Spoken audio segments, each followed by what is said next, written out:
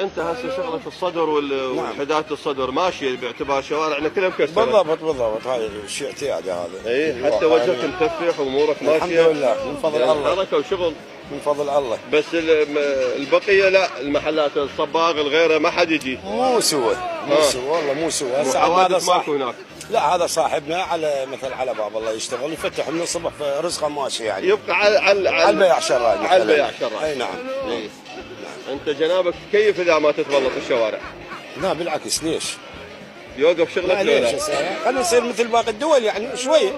حتى لو يوقف شغلك المفروض الشوارع تصير زينه.